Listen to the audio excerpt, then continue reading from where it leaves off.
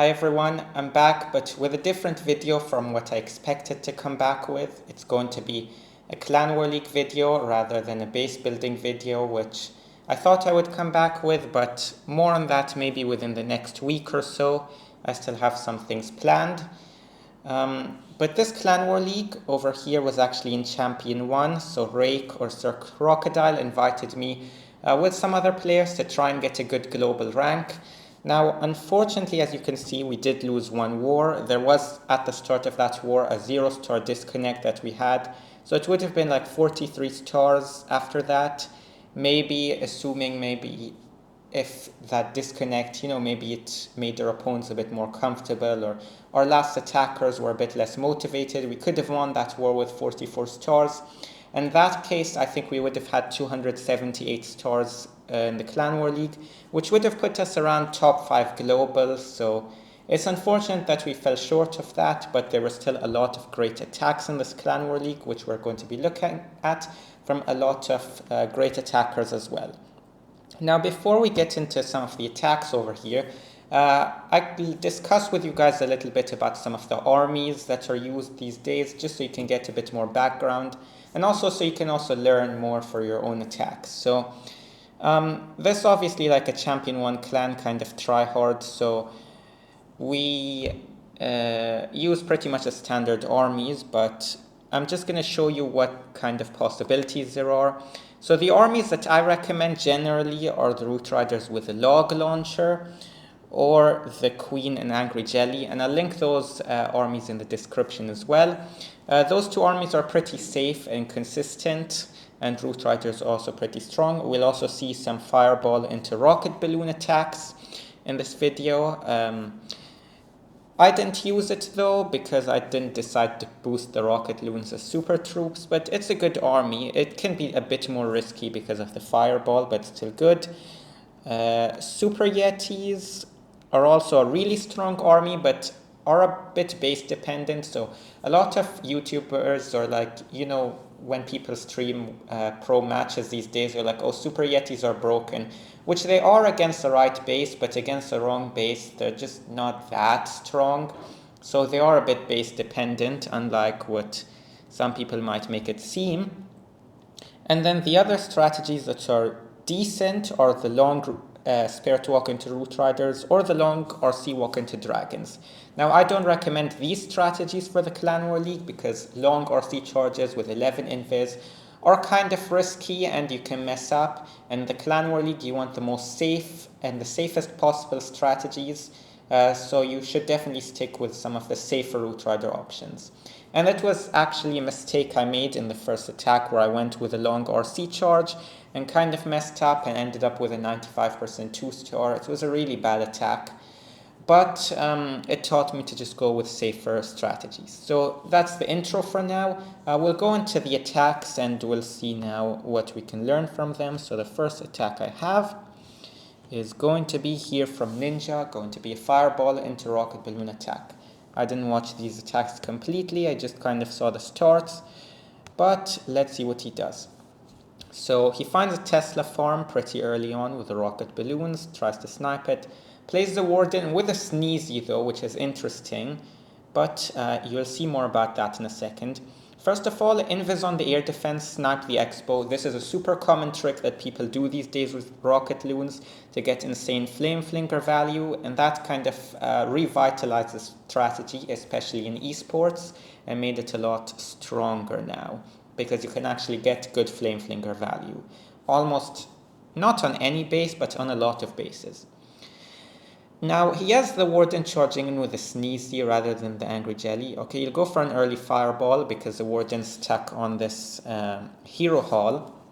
But usually the Ice Block is used to stop the Warden and throw the Fireball. If you're using the Angry Jelly, the Ice Block is usually not needed because the Angry Jelly will wear off and then the Warden's just going to be stuck on some trash buildings and you can throw the Fireball. But sometimes if you want to Fireball while the Warden is under Angry Jelly, you can bring in an Ice Block. But in this case, anyways, he got a nice Fireball in, and that was nice. So we have the Flame Flinker and the Warden just working chill on each side. And we'll see. He'll just snipe this mortar with Rocket Loons. And now where do you think he'll play the heroes, like the king and the queen? Well, as we will see right about now, the warden is going to go into the monolith, which is some heavy damage. He can leave him fighting it with some spells, but anyways, this part of the base has nothing, which means the heroes have to go on towards the top side anyways, and therefore he's just going to bring the heroes to support the warden. If you can split the warden and the heroes, that's great, but in this case it was just more convenient to play them together. And we'll see several rocket loon attacks in this video, so we'll see some of the cases that can happen. Now he invested a lot of rocket balloons for funneling, which I guess is okay, but you're going to see what happens now. He places a rage spell. I don't know how necessary it is, but oh well. Now the king is going out, but he redirects with an invis spell. So not perfectly going to plan, but anyways, it's okay. This ice block's also pretty nice to save the warden, let the healers top him back off. Also, another thing about when you place ice block spells on the warden, make sure to place it on the warden, not the healers, so that the warden stays, that the warden gets healed up a little bit, and not just taking damage. So that's important. But anyways, nice attack from Ninja, and we'll see you in the next one. Now we have the next attack in here from Kensuke. It's going to be a pretty classic Root Rider into Overgrowth attack. Now I saw Kensuke played a lot of different strategies in this Clan War League, like double Overgrowth Root Riders, rocket balloons, even a Super Yeti attack, which we'll see later. So that's good to always be a pretty versatile attacker.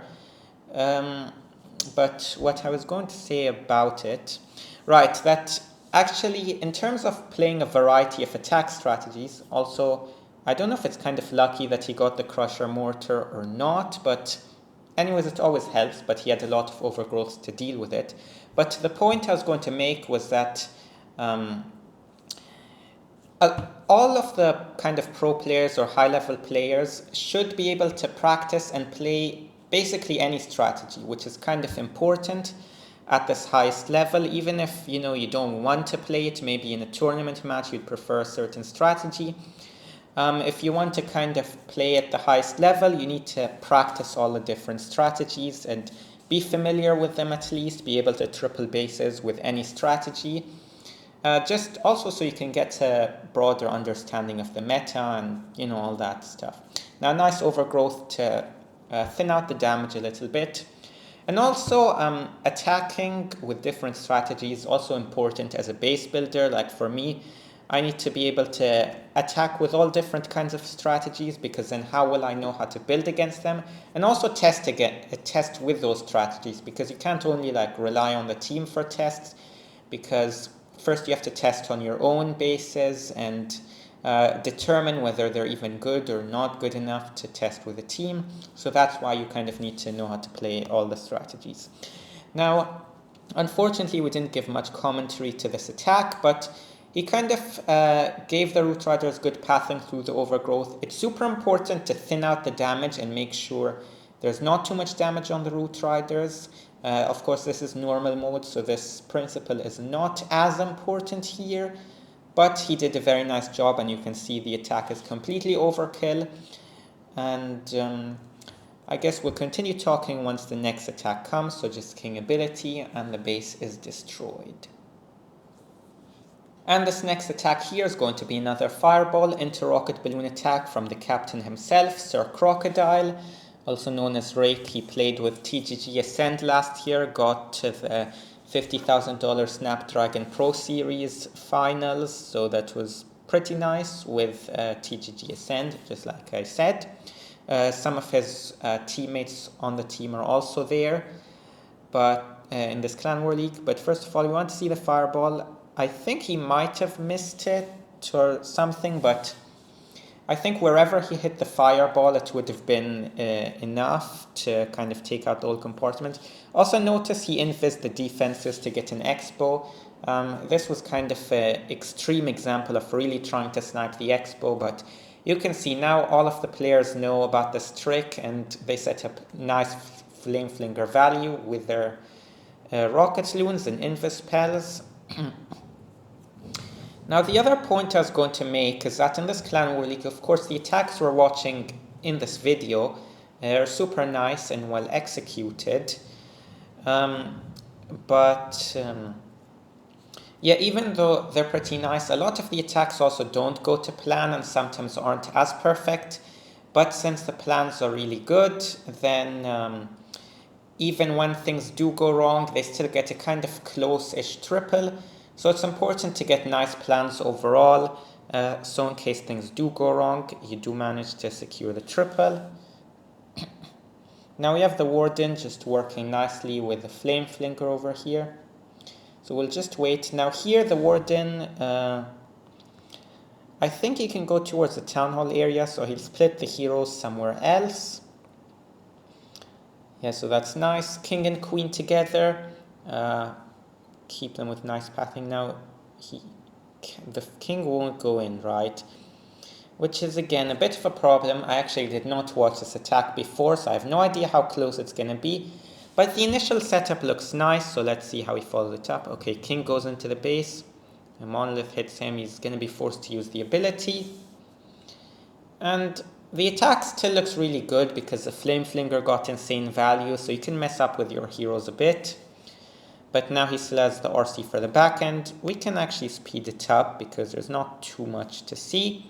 Everything's just going to collapse together. No more rocket loons, but some nice spells to support the heroes. And good attack from Sir Crocodile. Very nice rocket loon hit. Now we have the next attack over here coming in from Erik, and he's using the long RC walk into dragons, which again I don't really recommend. And I saw a few of his attacks in the Clan War League, and I want to say that his Spirit Walks were not really very good, but we'll see how in normal mode you can still kind of triple even if you don't get great value with the dragons. We'll see the way he's going to play them. But he gets a okay-ish Spirit Walk going in, has to spend a bit on redirects. You can also use rocket loons to redirect, snipe air defenses and stuff, but I don't know, he's playing a very simple strategy, but again, we'll just see how all the different strategies do. Now he has 2 more Invis spells left, and again, this doesn't look like great value at all. If this is Horde mode, like, there's no chance this attack comes through. You would have to maybe charge the Town Hall area with the multis and somehow get good pathing. But we'll speed it up because dragon attacks are not super interesting. But now notice he tries to snipe the sweepers with a giant arrow, but then he places the dragons with everything to play them as a bit of a smash style attack, taking advantage of having no damage in normal mode. And because of that, he can still manage to get through the base, also a nice rage spell. And somehow it's crushed, even though I would say the attack wasn't too well set up, but he managed to make it work, and that just shows the power of dragons. If you place them together in a smash style attack, you can play them controlled or more in a smashy way. But again, if you don't want to plan too much, this strategy is pretty decent. Now we have the next attack in from Einstein, who's the Einstein from Reported Gaming that got 2nd place in the World Finals. He's also going in with a rocket balloon hit, so let's see which approach he's going to go for.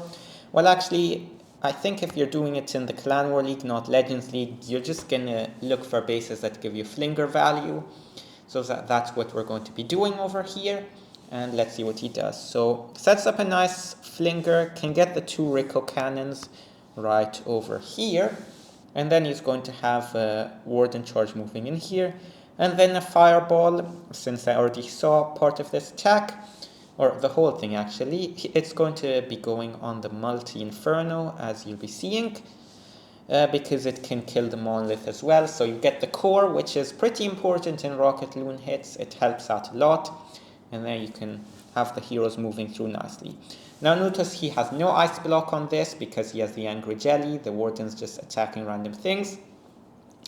Fireball goes off. Now where would he play the warden? One option is to take him down to the Rico cannon and then the heroes into the town hall compartment, which is actually not bad, and maybe what I would do, it depends, because the town hall compartment's a bit heavy, But the other thing that you could do, as Einstein is doing, is pulling the warden with balloons towards the scatter shot and let the warden slowly deal through that damage. But now, since he knows the flinger is going to take out this bottom side, he starts the heroes more towards the right part, over here at 3 o'clock. And he has an interesting hero setup, or at least the beginning of it, where he has the king going into one compartment, queen into the other compartment. This kind of reminds me of the old school approaches people did with, Zap, Lalo, and these kind of things. It's a really strong way to play your heroes, especially if you can't funnel them in together. Because of this open wall, basically, you can't get the king and queen together in the same compartment. But the earthquake boots opens things up nicely, otherwise he could have wall broken into the scatter. Now RC is going to connect the dots and clear out this area. Now he does, I think, mess up a bit and make the RC get low on computer, but still she's connecting the dots nicely. And also notice he has a lot of rocket balloons left, because with this approach he didn't spend them all on the flame flinker, so he always has them safely for the back end. RC still has a bit of a rocket spear, headhunters for the defensive king, and then 10 rocket loons will just swarm the back end. So you can either use them to set up a crazy flame flinker or to support on the back end, depending on the approach you like. But you can see it can be a creative attack depending on the base. So we'll just finish. It looks close, but I think he would have swarmed everything pretty nicely either ways, without the tornado or whatever that was. Okay, and he has a raid spell, so good attack. Now we have 2 attacks from myself and then one final Super Yeti attack from Kensuke. But this is a super nice log launcher attack, which I was doing. And first of all, I start off with a Royal Champion off at 3 o'clock over here to get this compartment. I want to get the Expo because I want the log launcher to go into the fire spitter with the giant arrow, as you will see. Otherwise, the Expo would be kind of dealing some annoying damage. Now, I don't know if it's necessary to invest another invis, but just to get the perfect pathing, I still have 2 invis spells left. Super Barb to kill out the trash building, Earthquake, giant arrow, boom, nicely placed, with the action figure. And then the Root Riders coming in with the full push, basically. Super Barb to kill the Headhunter. Good to notice these things. And then Ice Golem to tank for the king, and then some skeleton spells because I noticed there was no splash damage in this area.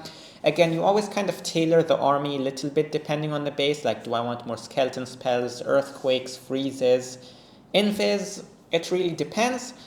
But anyways, now because of those skeleton spells, I don't even need to use the Warden ability. Originally in my plan, I thought I would use an Eternal Tome through this heavy area and then maybe a heal spell later on. But I was like, okay, this is way more free because I don't even need the Warden ability. And yeah, everything's moving through nicely. The Yetis even get the Crusher with the Queen, which is insane. I didn't need that because I still have Warden ability now, or C ability, King ability, 2 invis spells, so not much more to say. The attack was nicely done and crushed, so let's just speed it up.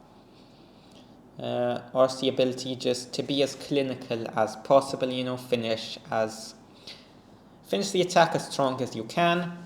Let's speed it up. Everything swarms. King ability, nice hit. And this is the next attack from me, and again notice on the number 1 base because I just hit the number 1 base anyways, or the highest number I can find, and then I just look for a plan on it because I don't know, it's just fun, seems more like esports. So this time I go with the Queen Angry Jelly Charge to get a corner of the base. Now there is a Flame Spinner on this base, which is kind of bad compared to the Crusher Mortar, but you'll see how on this attack I don't think it would have mattered whether there was a Flame Spinner or a Crusher Mortar because I dealt with it nicely. Now invis to redirect the Queen in to the compartment. Now also notice I had a Golem earlier on to tank, which is pretty good because it saves you some invis spells. And then I just recall. Now this is also a great approach on anti-2 bases. Also I missed the healers with a recall, but anyways I deploy the Root Riders nearby. Now on these anti-2 star bases you could probably destroy this with Fireball, but anyways with the Root Riders, which is another great approach, you basically have the Root Riders moving through the side like this in front of the town hall, but with an overgrowth on the town hall. So they can deal with all of the damage pretty easily. And then I have the Eternal Tome once the overgrowth wakes back up. In some cases you can even go with a freeze and heal spell just to delay the tome even further, but it was not really necessary here. Wall Break also for the king, and Eternal Tome. Now this attack strategy is super strong because you have Wall Breaks for the king, you have 2 overgrowth spells, Eternal Tome and heal spell, which is insane support for your army compared to the other approaches that might not have Wall Breaks because you might use Rocket Loons instead. Whatever it is, also notice second overgrowth on the back end just to keep the pathing perfect. Now I popped the RC Rocket Spear because I know the overgrowth will come back up soon. And see, I just freeze the Flame Spinner, so even if it was a Crusher Mortar, probably would have been destroyed, maybe would have gotten a hit or two, but also Invispell. And the whole army is moving super nicely. You can see these 2 strategies, the Log Launcher and Double Overgrowth, are super strong strategies, and that's definitely why I recommend for you to use them. So just finishing up the attack. There's that hut over here. Nice triple. Now we have the last attack over here, which is going to be a Super Yeti hit. I just saw, the army and thought it would be interesting to take a look at this. And let's see what kind of approach Kensuke goes for. Warden Walk, of course. Now these are the kind of bases where Super Yetis would be pretty good because, you can send everything through the Town Hall. But one problem is kind of this Fire Spitter. Like if I was doing this attack in hard mode, or esports as they call it these days, I probably would not do this because this Fire Spitter would be annoying for the Yetis on the entry into the Town Hall. But, oh, is he going? Okay, he's going for a Fireball. So that basically takes care of that issue. But then again, no Eternal Tome is kind of risky. One other thing with Super Yeti attacks that's pretty nice these days is to use an Overgrowth on the back end, which I learned from the World Championship. And that always helps remove the damage. And I found on some bases it actually helps you get the triple in esports. But now he has the Royal Champion with the Siege Barracks and Skeleton Spells, which is super important to get a nice funnel in. Now he could use an Overgrowth, for example, had he thought of it, for maybe the Crusher Mortar, but we'll see how he deals with the back end. A Freeze Spell is also great. Okay, maybe not on the Monolith, I would have frozen the Crusher, but it's also not super maxed out, but... Anyways, the force gets nicely through the base, super nicely controlled from Kensuke. He also did some Fireball Rocket Balloon hits in this Clan War League. So again, he's a super great attacker. I just hope he doesn't have Hog Puppet. Oh, he does. Okay, so maybe in normal mode it's fine, but in esports, Hog Puppet just sucks. It dies instantly. Use the Rocket Spear and let the RC get some damage from farther away. But again, super clean attack from Kensuke. Very well played. And that's going to be it for this Clan War League video. So to finish up, I guess that's all I have to say. I hope you enjoyed these attacks from this Clan War League. You learned something about the different strategies that are used. If you have any questions, any strategies you want to see, let me know in the comments. I will definitely make maybe a lot of you request Fireball Rocket Balloon attacks. So maybe once Town Hall 18 drops, I will do something for that. But anyways, I still have a few more videos planned within the coming weeks. So hopefully you'll find those interesting. But until then, bye-bye.